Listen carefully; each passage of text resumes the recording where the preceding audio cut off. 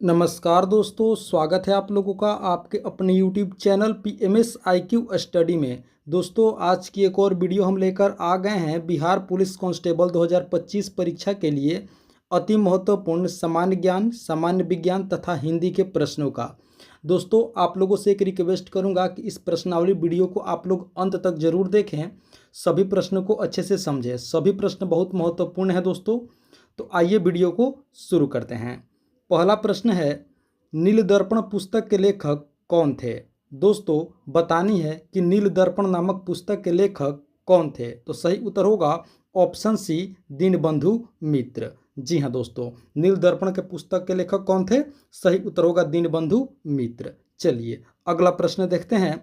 अगला प्रश्न है, रेलवे स्टाफ कॉलेज कहाँ स्थित है? सही उत्तर होगा दोस्तों बड़ौदा में। जी हाँ दोस्तों, रेलवे स्टाफ कॉलेज बड़ौदा में स्थित है। इसे आप लोग अवश्य याद रखेंगे। चलिए अगला प्रश्न।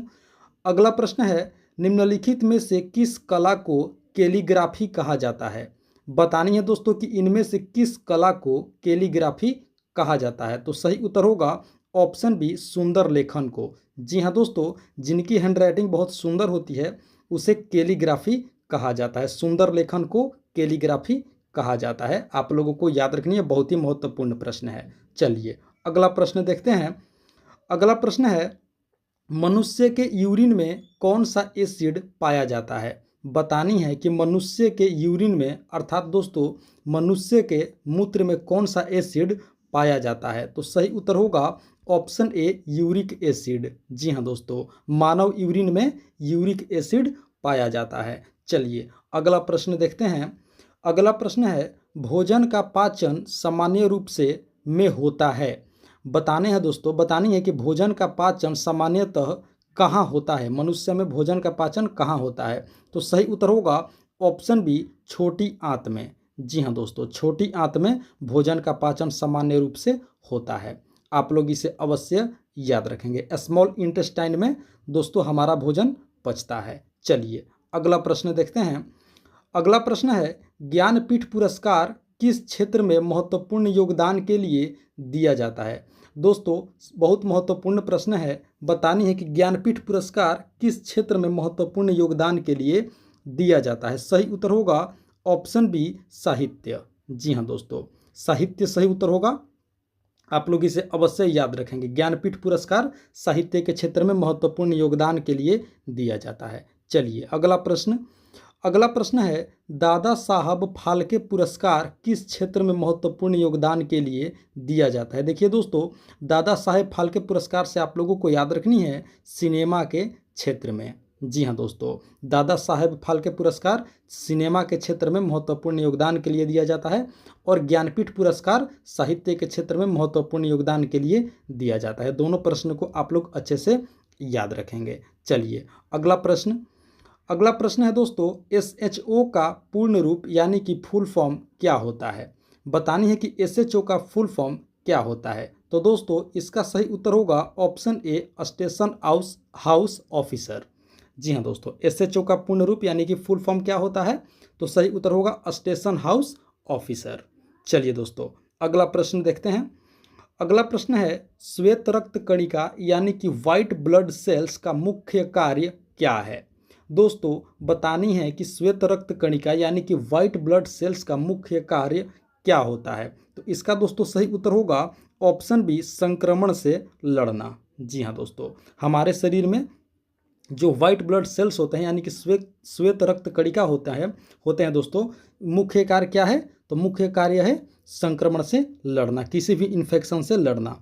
इसे आप लोग दोस्तों अवश्य याद रखेंगे। चलिए अगला प्रश्न। अगला प्रश्न है, एंजाइम मदद करता है। बतानी है दोस्तों कि हमारे शरीर में मौजूद एंजाइम किस में मदद करता है? सही उत्तर होगा ऑप्शन बी, भोजन को पचाने में। जी हाँ दोस्तों, भोजन को पचाने में एंजाइम मदद करता है। चलिए अगला प्रश्न देखते हैं। अगला प्रश्न है, शरीर में आयोडीन की कमी से कौन सी बीमारी होती है? सही उत्तर होगा ऑप्शन डी, घेंघा। जी हाँ दोस्तों, शरीर में आयोडीन की कमी से घेंघा नामक बीमारी होता है। दोस्तों आप लोग इसे अवश्य याद रखेंगे। घेंघा को अंग्रेजी में ग्वाइटर भी कहा जाता है। चलिए अगला प्रश्न देखते हैं। अगला प्रश्न है जेनेटिक कोड की खोज किसने की थी। दोस्तों बतानी है कि जेनेटिक कोड की खोज किसने की थी। सही उत्तर होगा option B doctor Hargobind Khorana. जी हाँ दोस्तों, डॉक्टर हरगोविंद खुराना ने जेनेटिक कोड की खोज की थी दोस्तों। चलिए अगला प्रश्न देखते हैं। अगला प्रश्न है कोची बंदरगाह भारत के किस राज्य में स्थित है। सही उत्तर होगा दोस्तों ऑप्शन बी केरल। जी हाँ दोस्तों, कोची बंदरगाह भारत के केरल राज्य में स्थित है। दोस्तों अभी तक आप लोगों ने इस वीडियो को एक लाइक नहीं किए हैं तो वीडियो को एक लाइक करके हमें अप्रिसिएट जरूर करें, और चैनल पर आप पहली बार आए हैं तो चैनल को भी सब्सक्राइब करके अपने दोस्तों में भी ज़रूर शेयर कर दें। दोस्तों सभी प्रश्न बहुत महत्वपूर्ण हैं, वीडियो को आप लोग अंत तक जरूर देखेंगे ऐसा मैं उम्मीद करता हूं। चलिए अगला प्रश्न देखते हैं। अगला प्रश्न है जिम कॉर्बेट राष्ट्रीय उद्यान किस राज्य में स्थित है। सही उत्तर होगा ऑप्शन सी उत्तराखंड में। जी हाँ दोस्तों, जिम कॉर्बेट राष्ट्रीय उद्यान किस राज्य में स्थित है, उत्तराखंड राज्य में स्थित है दोस्तों। चलिए अगला प्रश्न देखते हैं।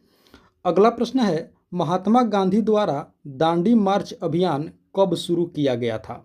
बतानी है दोस्तों कि दांडी मार्च अभियान, जैसा कि आप लोग जानते हैं दांडी मार्च अभियान महात्मा गांधी द्वारा शुरू किया गया था।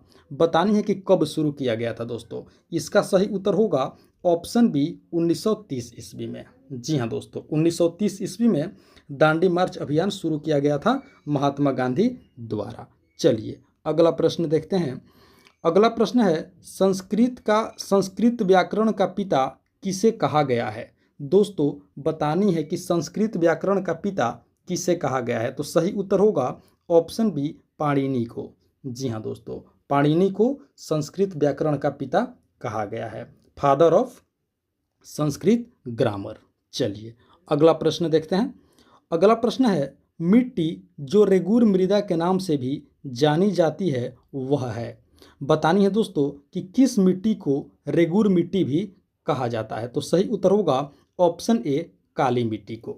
जी हाँ दोस्तों, काली मिट्टी को रेगुर मिट्टी के नाम से भी जाना जाता है। आप लोग इसे अवश्य याद रखेंगे। चलिए अगला प्रश्न देखते हैं। अगला प्रश्न है नागार्जुन सागर बांध किस नदी पर स्थित है। दोस्तों इसका सही उत्तर होगा ऑप्शन ए कृष्णा। जी हाँ दोस्तों, नागार्जुन सागर बांध कृष्णा नदी पर स्थित है। आप लोग इसे अवश्य याद रखेंगे दोस्तों। चलिए अगला प्रश्न है मोहनजोदड़ो का शाब्दिक अर्थ क्या होता है। दोस्तों बतानी है कि मोहनजोदड़ो का क्या अर्थ होता है, इस शब्द का क्या अर्थ होता है। दोस्तों इसका सही उत्तर होगा ऑप्शन सी मृतकों का टीला। जी हाँ दोस्तों, मोहनजोदड़ो का शाब्दिक अर्थ क्या होता है, मृतकों का टीला। आप लोगों को इसे याद रखनी है दोस्तों। चलिए अगला प्रश्न है वैदिक काल में वर्ण व्यवस्था किसने प्रतिपादित की। बतानी है दोस्तों कि वैदिक काल में वर्ण व्यवस्था को किसने प्रतिपादित की थी। सही उत्तर होगा ऑप्शन सी मनु। जी हाँ दोस्तों, वैदिक काल में वर्ण व्यवस्था को किसने प्रतिपादित की थी, सही उत्तर होगा मनु ने। चलिए दोस्तों अगला प्रश्न है निम्नलिखित में से कौन सा सभी जातिवाचक संज्ञा का समूह है। देखिए दोस्तों हमारे पास 4 विकल्प हैं, चारों विकल्प में तीन दोस्तों शब्द हैं। बतानी है कि इन कौन से शब्द समूह में जातिवाचक संज्ञा है। तो दोस्तों इसका सही उत्तर हो जाएगा, आप लोग इसे याद रखेंगे, जैसा कि आप लोग जानते होंगे कि जातिवाचक संज्ञा किसे कहा जाता है। दोस्तों जातिवाचक संज्ञा उसे कहा जाता है जिसमें दोस्तों सभी जाति समुदाय का बोध हो, उसे जातिवाचक संज्ञा कहा जाता है। तो दोस्तों इसका सही उत्तर हो जाएगा ऑप्शन बी सही उत्तर हो जाएगा दोस्तों। आप लोग इसे अवश्य याद रखेंगे, option B is the right answer हमारा होगा लड़का नगर कार। ये दोस्तों सभी जाति का ये क्या कराता है दोस्तों, बोध करा रहा है, लड़का नगर कार। तो सही उत्तर हो जाएगा हमारा ऑप्शन बी लड़का नगर और कार। ये दोस्तों जातिवाचक संज्ञा का समूह है। आप लोग इसे अवश्य याद रखेंगे। तो दोस्तों ये थी हमारी आज की बिहार पुलिस कांस्टेबल 2025 परीक्षा के लिए अति महत्वपूर्ण प्रश्नावली वीडियो। आशा करते हैं वीडियो को आप लोग अंत तक जरूर देखे होंगे, सभी प्रश्नों को अच्छे से याद किए होंगे और समझे होंगे। दोस्तों वीडियो को एक लाइक करते चलिए और साथ ही साथ चैनल को भी ज़रूर सब्सक्राइब कर लीजिए इसी तरह का मोस्ट इंपॉर्टेंट टॉपिक वीडियो देखने के लिए। दोस्तों एक और वीडियो लेकर के जल्द ही हम आप लोगों से मिलेंगे। तब तक के लिए आप सभी का बहुत बहुत धन्यवाद। जय हिंद दोस्तों।